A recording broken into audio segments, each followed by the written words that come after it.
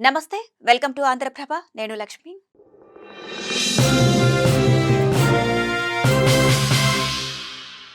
AP రాజకీయాల్లో కొత్త voice తెరమీదకు వస్తోంది. బడుగు బలహీన వర్గాల ఆశాజ్యోతి, కాపు నేత దివంగత వంగవీటి మోహనరంగ కూతురు ఆశా కిరణ్ రాజకీయ అరంగేట్రం చేస్తున్నారు.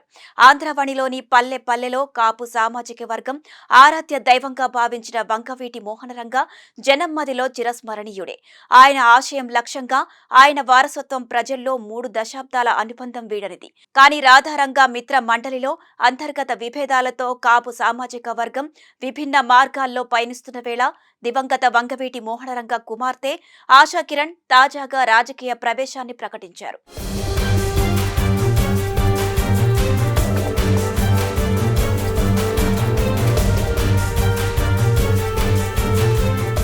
ఇప్పటి వరకు ఏపీ రాజకీయాల్లో కాపు సామాజిక వర్గం తగిన రీతిలో అధికారానికి దగ్గర కాలేదు. కానీ మెగాస్టార్ చిరంజీవి రాకతో కాపుల్లో ఆశలు పెరిగాయి. అంతలోనే ఆశలు నిరాశలయ్యాయి. ఇక పవర్ స్టార్ పవన్ కళ్యాణ్ అంకుటిత దీక్షతో జనసేన పార్టీని రాజకీయ నిర్ణేతగా తీర్చిదిద్దారు. ఏపీలో కాపు సామాజిక వర్గం ప్రస్తుతం జనసేన వైపు దృష్టి మళ్లింది. ఇదే తరుణంలో వంగవీటి మోహనరంగ తనయ ఆశా కిరణ్ రాజకీయ అరంగేట్రం, పొలిటికల్ సీన్ లో కొత్త ట్విస్టులు ఏంటనే ప్రశ్నలు వ్యక్తమవుతున్నాయి. ఆశా కిరణ్ దారిటు తండ్రి బాటలోనే నడుస్తుందా, అన్న మార్గంలో పయనిస్తుందా, లేక తానే కొత్త పుంతను తొక్కుతుందా?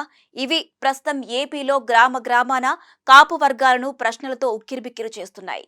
అయితే కాపు నేత వంగవీటి మోహనరంగ హత్యోదంతం తర్వాత ఆయన సతీమణి వంగవీటి రత్నకుమారి విజయవాడ ప్రజలకు రాజకీయంగా వెన్నుదన్నుగా నిలిచారు.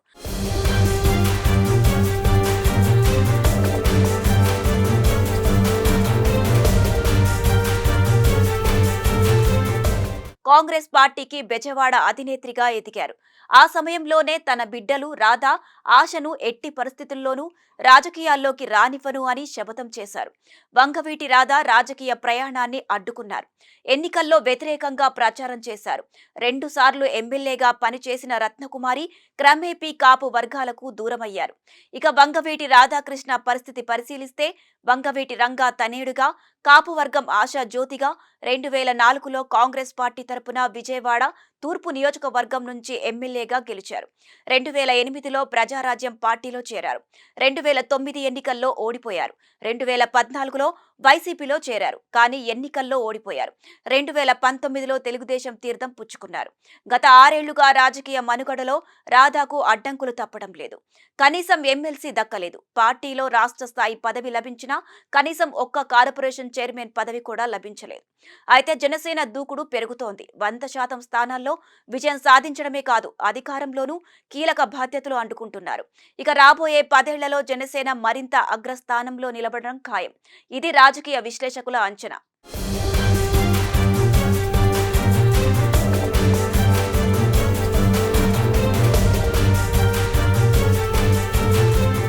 దివంగత వంగవీటి మోహనరంగ కుమార్తె ఆశా కిరణ్ తన తల్లి మాట ప్రకారమే రాజకీయాలకు దూరంగా ఉన్నారు. పెళ్లి చేసుకుని కాపురం చేసుకుంటున్నారు. గతంలో రాజకీయాల్లోకి రావద్దంటూ అప్పటి ఎమ్మెల్యే రాధను ఓడించడానికి వీధి వీధిలో ఆయనకు వ్యతిరేకంగా ప్రచారం చేశారు. కానీ అకస్మాత్తుగా తన తండ్రి విగ్రహానికి పూలమాల వేసి నివాళి అర్పించి త్వరలో రాజకీయాల్లో ఎంట్రీ ఇస్తున్నట్టు ప్రకటించగానే కాపు వర్గాలు ఒక్కసారిగా నివ్వెరపోయారు. ఇదంతా ఓకే, ఇంతకీ ఆశ ఎవరి పక్షం? ఏ రాజకీయ పార్టీ పక్షం? లేక కొత్త పార్టీని తెరమీదకు తీసుకువస్తుందా? అందుకు అవసరమైన బలగం ఉందా? ఆర్థిక బలం ఎవరు సమకూరుస్తారు? జనసేన పార్టీని కాపాడుకోవడానికి జనసేనాని 10 ఏళ్లు కష్టపడ్డారు. ఆర్థిక కష్టాలను, బాధలను తట్టుకున్నారు. అన్నిటికంటే వ్యతిరేక రాజకీయం వర్గం ఈసడింపులు, చీత్కారాలను భరించారు, తట్టుకున్నారు, కడకు తన సత్తా చాటారు.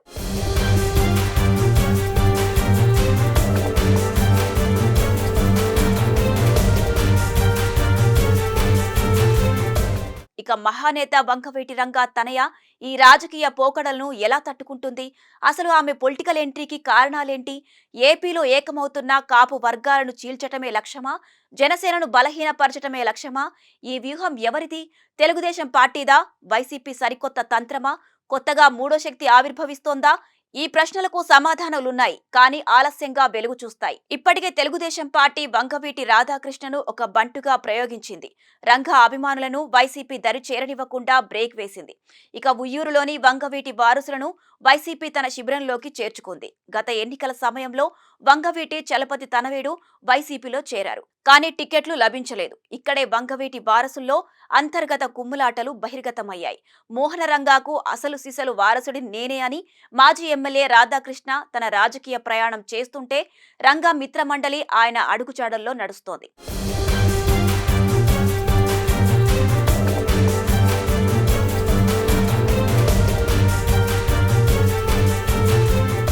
ఇక వంగవీటి మోహన రంగాను కడతీర్చిన తెలుగుదేశం పార్టీలో ఎలా చేరతాడంటూ రాధాకృష్ణకు వ్యతిరేకంగా వంగవీటి చలపతి తనయుడు ఎదురుతిరిగారు. రాధా మిత్రమండలి ఆయనకు మద్దతుగా నిలిచింది. ఈ పరిస్థితిలో వంగవీటి కుటుంబం పునాది వేసిన రాధారంగా మిత్రమండలి మధ్య సయోధ్యకు రంగా కుమార్తె ఆశాకిరణ్ తాజాగా రాజకీయ తెరపైకి వచ్చారు. ఇంతకీ ఆశాకిరణ్ ను కాపు సామాజిక వర్గాల్లో తమ ఆడపడుచుగా అక్కున చేర్చుకుంటాయా, లేక వంగవీటి కుటుంబంతో కేవలం ప్రేమ మాత్రమే పంచుకుంటారా అనేది వేచి చూడాల్సిందే. అయితే ఈ సందర్భంగా వంగవీటి ఆశాకిరణ్ మాట్లాడుతూ, రాజకీయాల్లోకి వస్తున్న రాధారంగా మిత్రమండలి ఆహ్వానం మేరకు కార్యక్రమాల్లో పాల్గొంటా, రంగా ఆశయ సాధనకు కృషి చేస్తా, పబ్లిక్ లైఫ్ కి దూరంగా ఉన్నా, ఇకపై పూర్తిగా జీవితమంతా ప్రజల మధ్యలోనే గడుపుతాను, ప్రజలకు ఏం కష్టం వచ్చినా అండగా ఉంటా, రాధారంగా మిత్రమండలి మధ్య గ్యాప్ ఉంది, ఆ గ్యాప్ పూడ్చడానికే వస్తున్నా, కులం మతం భేదం లేకుండా సాయం చేసిన ఏకైక వ్యక్తి వంగవీటి రంగా, ఆయన సిద్ధాంతాలను ఆశయాలను ప్రజల్లోకి మరింత బలంగా తీసుకువెళ్తా, ఇది వంగవీటి ఆశాకిరణ్ ఆశాభావం.